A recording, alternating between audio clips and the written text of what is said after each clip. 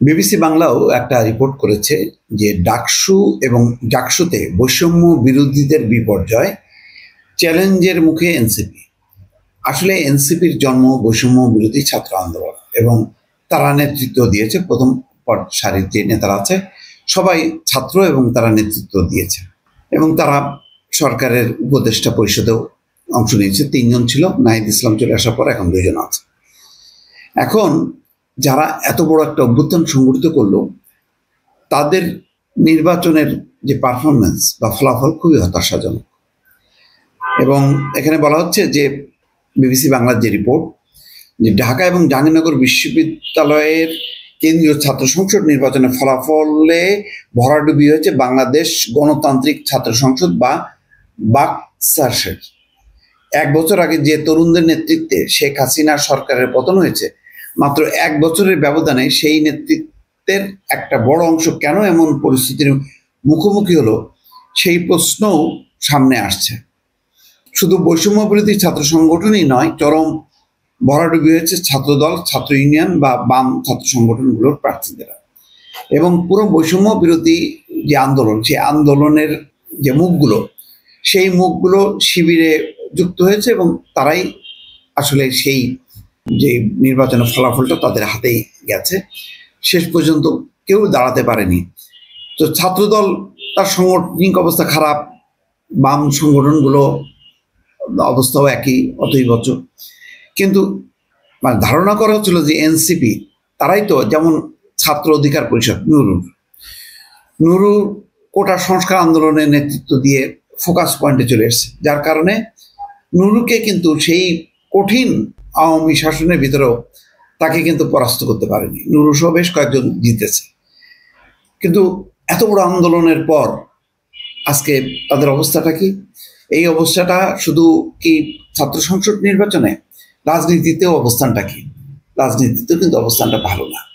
বাংলাদেশের কোথাও কিন্তু সেইভাবে তারা দাঁড়াতে পারেনি। কিছু কিছু জায়গায় হয়তো প্রশাসন তাদেরকে সাপোর্ট করছে, এইটুকুই যা।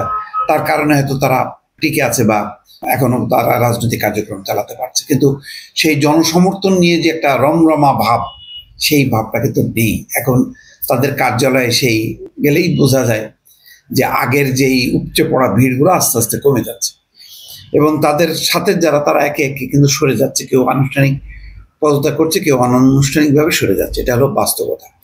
এবং এই যে পরিস্থিতি, এটা কিন্তু অস্বীকারও করছে না তাদের যারা নেতারা, তারাও কিন্তু বলছে যে, যেমন আরিফ সোহেল বিবিসি বাংলাকে বলেছে, যদি বাকসাস অর্থাৎ তাদের যে ছাত্র সংগঠন এনসিপির বাকসাস এই ঢাকা এবং জাহাঙ্গীরনগরে ভালো ফল করত, তাহলে তার ইতিবাচক প্রভাব পড়তো এনসিপির রাজনীতির উপর।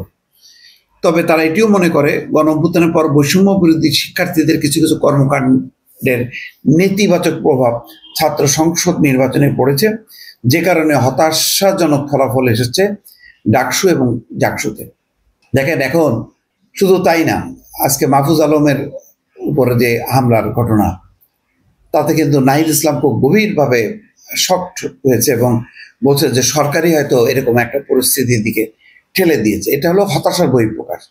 কিন্তু বিপরীত চিত্র যদি হইতে পারতো এমন যে মাহফুজ আলম গেছে, সেখানে এনসিপির বিশাল শোডাউন, তাহলে কিন্তু পরিস্থিতিটা ভিন্ন হইতে পারতো। কিন্তু সেটা কিন্তু নেই।